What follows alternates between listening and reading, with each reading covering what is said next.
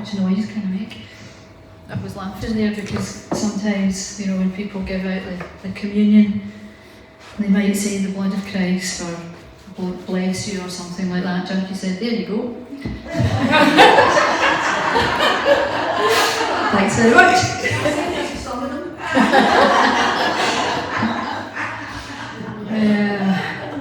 Thank goodness for more religious. Absolutely.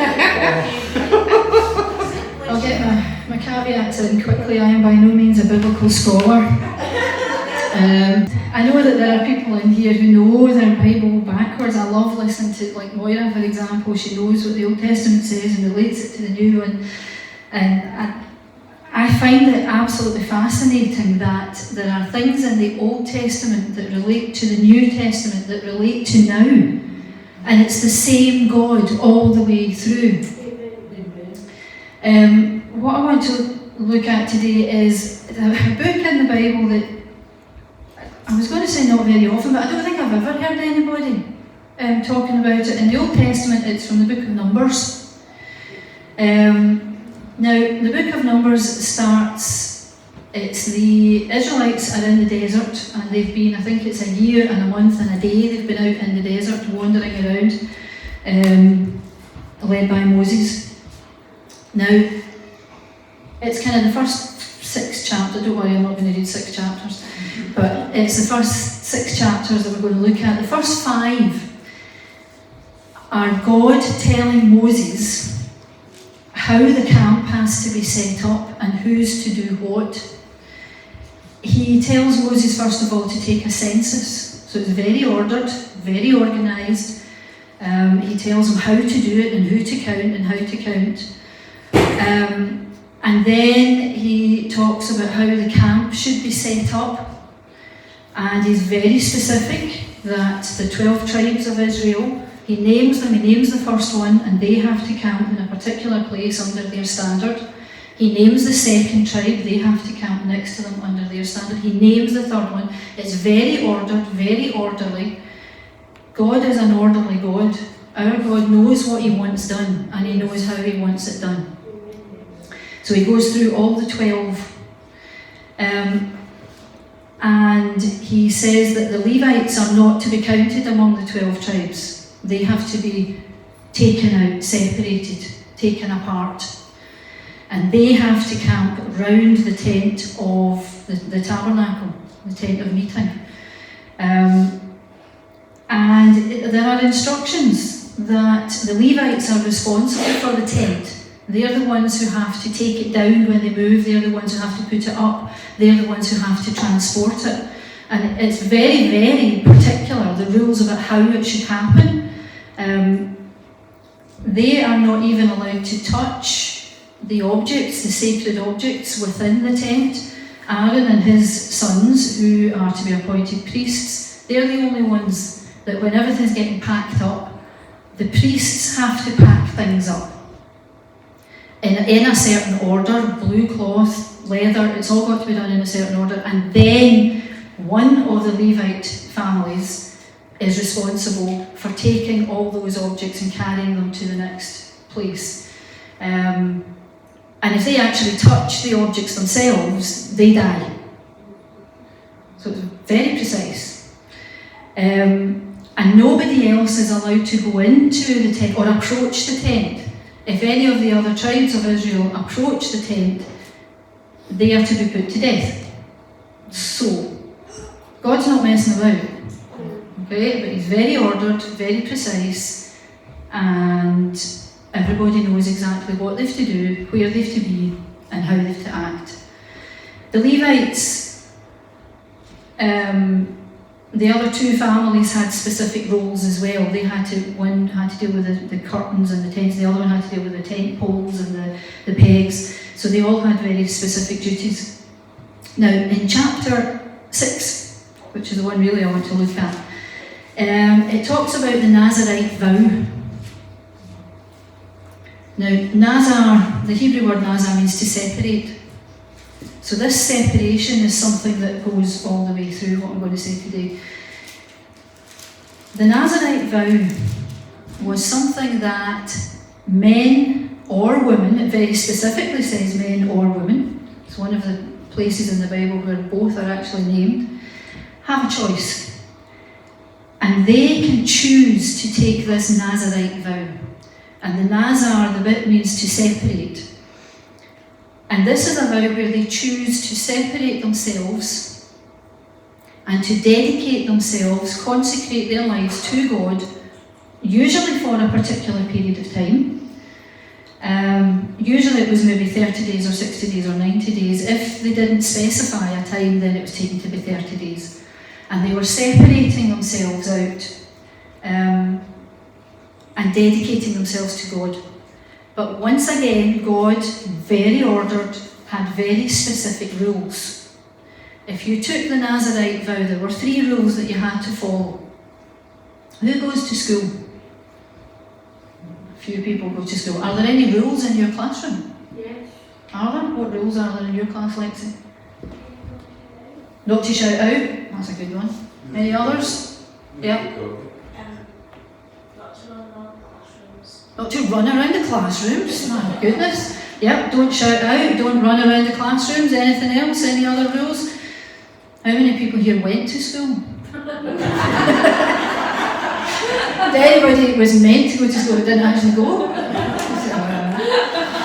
Right, what sort of rules did you have in your classroom then? What sort of rules were there in the school? So there's not running around and there's not shouting out. What else? Don't what? Be quiet. Be quiet.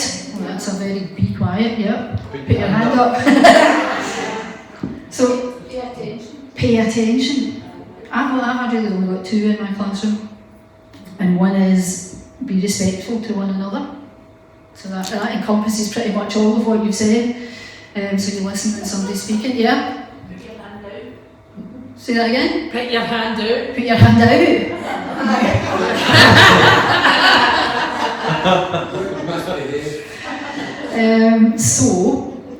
One is to be respectful, so that means you don't run around and you don't shout out when somebody's speaking and all that kind of stuff. And the other one is to do your best. However, God had these lots of rules that you had to follow if you took the Nazarite vow. 3 of them. One was that you were not allowed to drink wine or alcohol. You were not allowed to take anything from the vine. So you're not even grape juice. No grapes. If you were hungry, a couple of grapes, you couldn't do that. No seeds off the grapes, no skins off the grapes, nothing from the vine at all while you were taking this vow. The second one is hair. They were not allowed to cut their hair. No razor should touch their head at all. So the men weren't allowed to cut their beard, they weren't allowed to shave, they weren't allowed to cut your hair.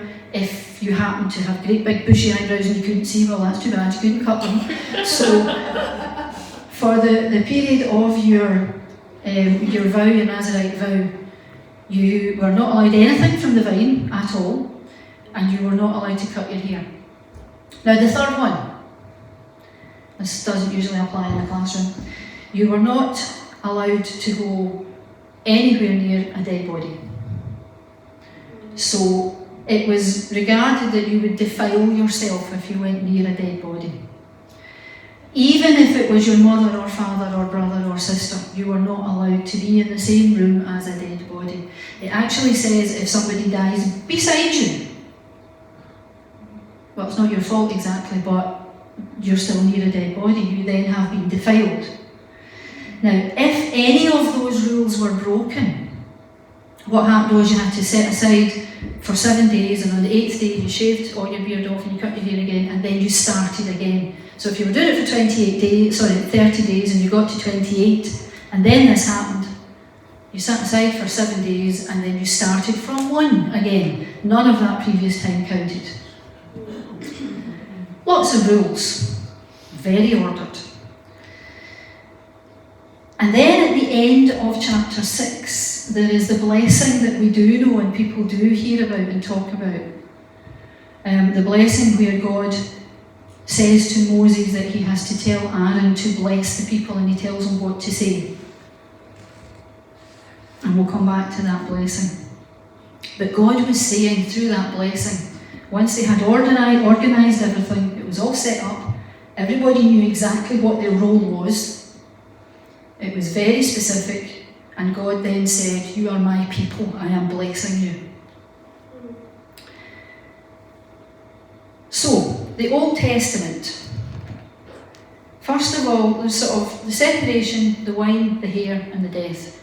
It goes from the Old Testament to the New Testament to us. And the separation, we've got the Levites were separated, called out of the Israelite nation. The Nazarite vow, you chose to separate yourself and dedicate yourself to God. Jesus, when we go to the New Testament, Jesus came out of heaven. In John chapter 6 it says, "For I have come down from heaven, not to do my will, but to do the will of him who sent me." But Jesus chose, and we know later on, before he went to the cross, he actually said, if this cup can be taken from me, but I will do your will. He made that choice. But he was called out of heaven. He was separate. He was called out of heaven. So he has this separation, this calling out as well. And it was for a purpose. He had a specific job to do.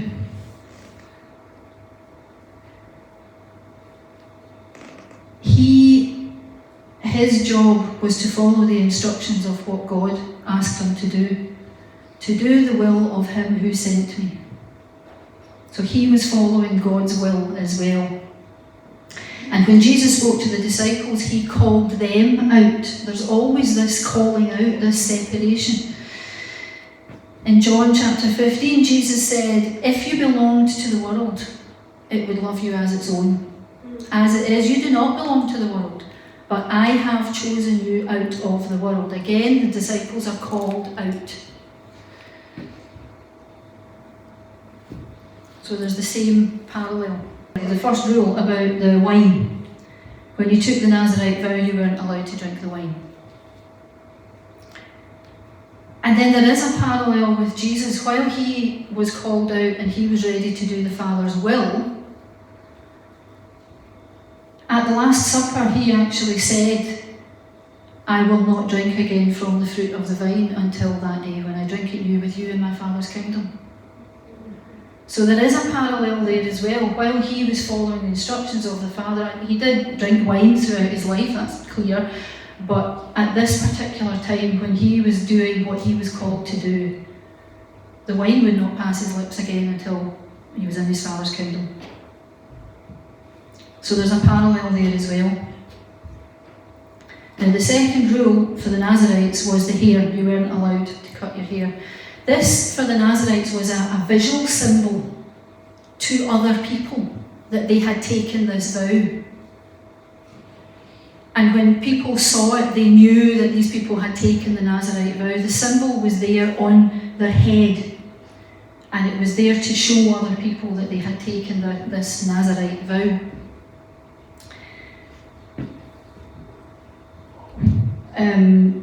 In chapter 6 verse 7 it says it's the symbol of separation to God is on his head. So the hair did a job. When Jesus was baptised, we know that when he came up out of the water, in Matthew it tells us as soon as Jesus was baptised, he went up out of the water. At that moment, heaven was opened, and he saw the Spirit of God descending like a dove and lighting on him. And a voice from heaven said, "This is my beloved Son, with whom I am well pleased." So from heaven, again, the head is important. It's a symbol of who you are, and when you're touched on the head, when you get a degree at university, that's when you are allowed to wear the mortarboard, the flat cap, hat thing. Although in a lot of universities now, when you get your degree, they don't actually give you the mortarboard. You come up and they give you your document and they take the mortarboard and tap it on your head. But that tapping on your head is significant. That is when they say you are now a graduate. You now have a degree. So the head is important. So the hair in the Old Testament and the Nazarite vow showed other people that they were taking this vow. Jesus had the dove alight on him from heaven. But when God said, This is my beloved Son. He wasn't talking to Jesus. He was saying to everybody else, this is my beloved Son, with whom I am well pleased. So again, it was for other people. It was showing other people. So in effect, Jesus was anointed, and everyone else could see it as it happened. Now the third one, death. The Levites could die if they touched the holy objects. The others, if they approached the sanctuary, were to be put to death. The Nazirite vow, if you were defiled by being near an unclean, a dead body. Now, the death is significant of corruption the body wastes and it dies. And that happens to us because of sin, but it's defiled. So the Levites were not allowed to defile themselves by being anywhere near death, dead body. Sorry, not the Levites, the Nazirites. Now Jesus in the New Testament, his death took all that corruption, all that sin. It represented all the defilement that there was in the world. So the death that was mentioned in the Old Testament comes to fruition in the New Testament with Jesus and his death. And the parallels go all the way through. Now, when we come to the New Testament and then on to us, there are still parallels. So the separation. The Levites were called out to be separate, set apart. The Nazirites were set apart. Jesus was set apart. The disciples were set apart. And we are called to be set apart. We are still in this world, but we are called out of it. In 1 Corinthians chapter 1 it says, God is faithful, who has called you into fellowship with his Son, Jesus Christ as Lord. And there are lots of verses throughout the Bible. John 15, you did not choose me, but I chose you and appointed you so that you might go and bear fruit. We are chosen. We are called apart. In Philippians, it says our citizenship is in heaven. That's where we are called. Heaven is our place. That's where we live now. Because when we accept Jesus, we have God in our lives. Jesus lives within us. In 1 Peter chapter 2,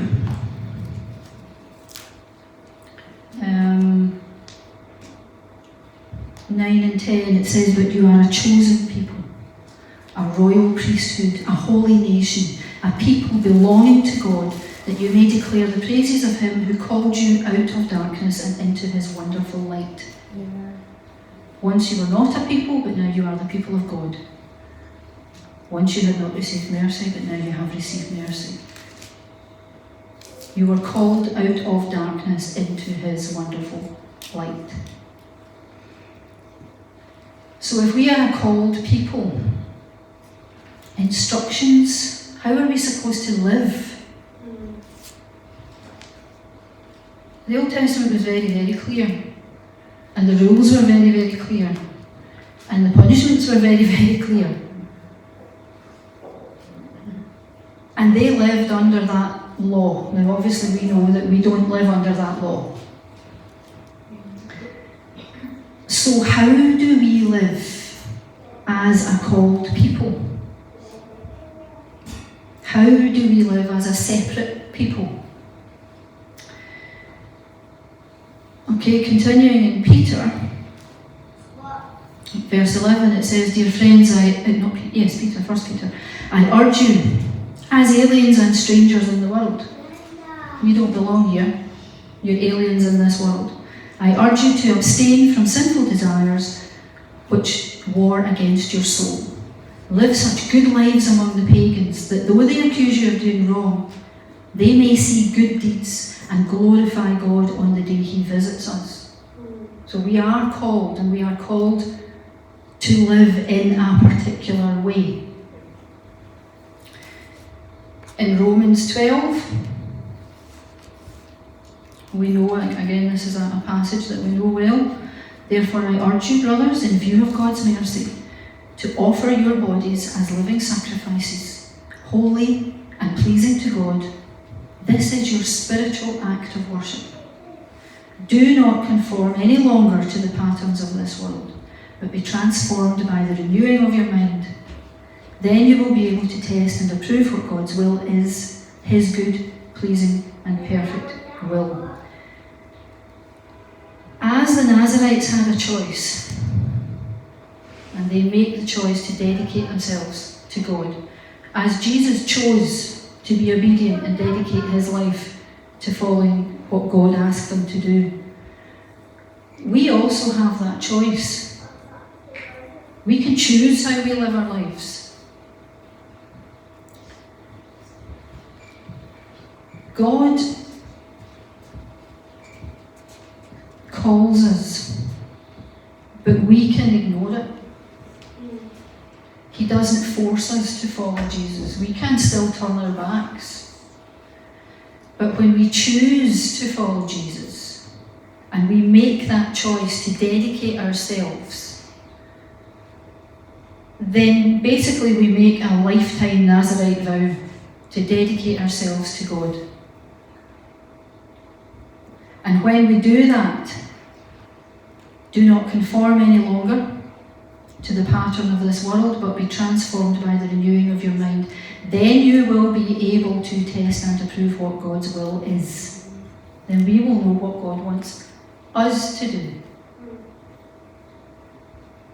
So, we knew that the Levites had a very specific set of tasks.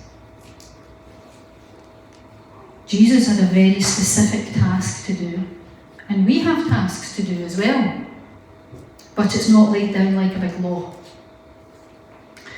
But in Corinthians it tells us that we all have a role. In Corinthians chapter 4 it starts, there are different kinds of gifts, but the same Spirit. There are different kinds of service, but the same Lord. There are different kinds of working, but the same God works all of them in all men. Now to each one the manifestation of the Spirit is given for the common good. To one there is given through the Spirit the message of wisdom. To another the message of knowledge by means of the same Spirit. To another faith by the same Spirit. To another gifts of healing by that one Spirit. To another miraculous powers, to another prophecy, to another distinguishing between spirits, to another speaking in different kinds of tongues, and to still another the interpretation of tongues. All these are the work of one and the same Spirit, and he gives them to each one just as he determines. So we are told there that there are lots of different tasks to be carried out. But they are carried out by different people. So we as a people are not all to do the same thing. If we had a church full of everybody who prophesies, well, that's great, but what happens when they all die? There's nobody else in the church because there's no evangelists. When you have evangelists and you bring people into the church, they need to be taught, so you need teachers. If we had a church where nobody cleaned it, I mean, if you never ever cleaned the toilets, very soon this place would not be fit to be open. The Church of God would have to close its doors. We need all sorts of different skills, abilities, gifts, and we've all got different jobs to do. It goes on and says the body is a unit, though it's made up of many parts, and though all its parts are many, they form one body. So it is with Christ. For we were all baptized by one Spirit into one body, whether Jews or Greeks, slave or free, and we were all given the one Spirit to drink. Now, the body is not made up of one part, but of many. If the foot should say, because I'm not a hand, I don't belong to the body, it would not for that reason cease to be part of the body. So you may feel, I don't do what that person does, so I don't have a place. Well, you do. Just because you say that, or you think it, or you feel it, doesn't stop you being part of the body. Amen. And if the ear should say, because I'm not an eye, I do not belong to the body, it would not for that reason cease to be part of the body. If the whole body were an eye, where would the sense of hearing be? If the whole body were an ear, where would the sense of smell be? But in fact, God has arranged the parts of the body, every one of them, just as He wanted them to be. He's an orderly, ordered God. Amen. And He calls people into His kingdom. He calls us out of the world. And we all have a specific role. And we all have a job to do. And we are all important. If they were all one part, where would the body be? As it is, there are many parts, but one body. And the eye cannot say to the hand, I don't need you.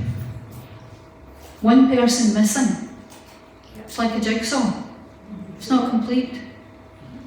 So when one of us doesn't do what God is asking us to do, so if God gives you a word to speak and you don't, that piece of the jigsaw is missing. The rest of the body is not complete. And the head can't say to the feet, I don't need you. On the contrary, those parts of the body that seem to be weaker are indispensable. Yep. And the parts that we think less honourable we treat with special honour, and the parts that are unpresentable, are treated with special modesty, while our presentable parts need no special treatment. So nothing and nobody is higher than another one. We all have a part and everybody is important. And God has combined the members of the body and has given greater honour to the parts that lacked it, so that there should be no division in the body, but that its parts should have equal concern for each other. And if one part suffers, every part suffers with it. If one part is honoured, every part rejoices with it. So, we are the body of Christ, and each one of us is a part of it. And in the church, God has appointed, first of all, apostles, second prophets, third teachers, workers of miracles, also those having gifts of healing, those able to help others, those with gifts of administration. Paperwork matters. You know, we give money, that has to be looked after. And some people might say, oh, well, that doesn't sound very spiritual. If it's not done, the body doesn't operate the way God wants it to operate. Those speaking in different kinds of tongues, are all apostles, are all prophets, are all teachers, do all work miracles, do all have gifts of healing, do all speak in tongues, do all interpret? No. Very, very different roles, different duties, different responsibilities. So, we are called to be separate, and we are called to live following God's instructions.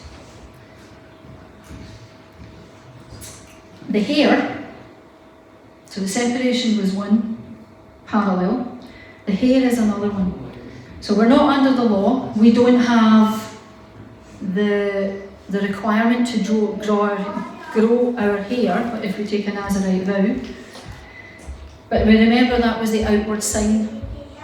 And when Jesus was baptised, there was the outward sign of the dove alighting on his head. And today, just like Jesus was baptised, we're called to be baptised. And when we're baptised, being baptised doesn't save us. But being baptised is an outward sign to others of our faith and our commitment and our dedication to serving God.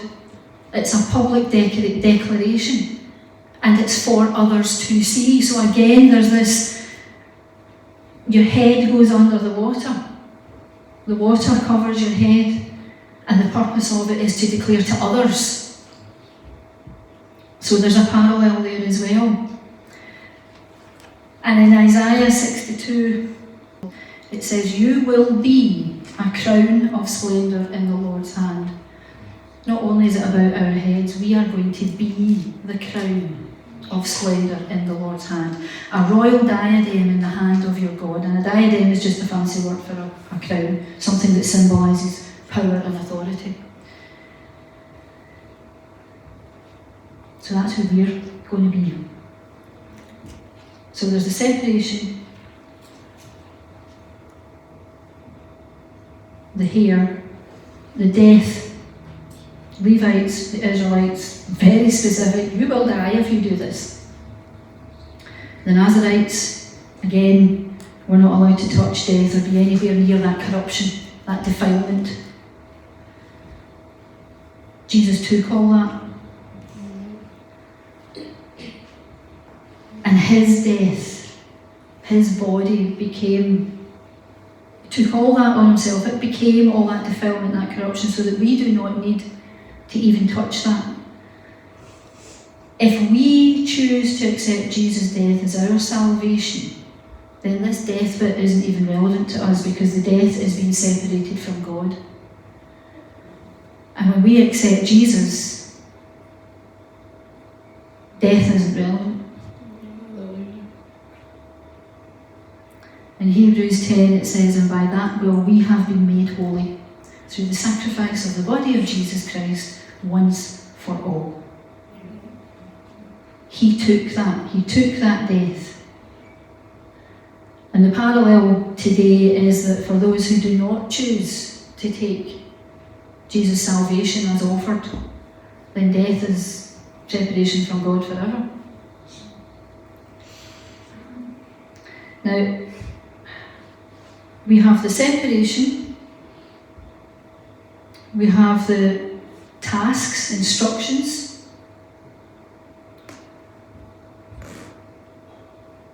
we have the sign on our head, and when we anoint people with oil, it's usually their head that we put it on. We have the fact that death has no hold over us at all. Hallelujah. But every single one of us is part of the body, every single one of us matters, every single one of us has a job to do, and it's not the same as the person sitting next to you. So for the ladies and the gentlemen that we prayed for earlier on, your job isn't over. And you might know what it is and you might not, and it might be different from what it used to be, but you still have a job to do for God. Like a Nazarite vow, this is for life. And when you made that declaration and your faith for everybody, when you stand and be baptised, there's that declaration for the world to see that you are set apart. We are a people called out of the world. We have a job to do. And at the end of chapter 6, the blessing. God said to Moses, "Tell Aaron and his sons, this is how you are to bless the Israelites. Say to them, the Lord bless you and keep you. The Lord make his face shine upon you and be gracious to you. The Lord turn his face towards you and give you peace. So they will put my name on the Israelites, and I will bless them." That blessing was God saying, "You are my people, and I will bless you." A long while ago, I used to go to a Church of Scotland. That's where I became a Christian, actually. And one of the things that we used to do when a baby was dedicated, or christened as they called it, but when a baby was dedicated, once they had gone through that dedication and the process of it, the church, the whole congregation used to sing the blessing over the baby. And it was a beautiful thing to do, it was lovely. And it was the whole body saying, "We're blessing this child, and this child is part of our nation of called out people." So I want to sing that blessing over our church. Amen.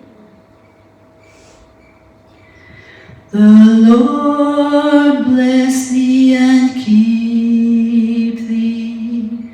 The Lord make his face to shine upon thee and be gracious unto thee.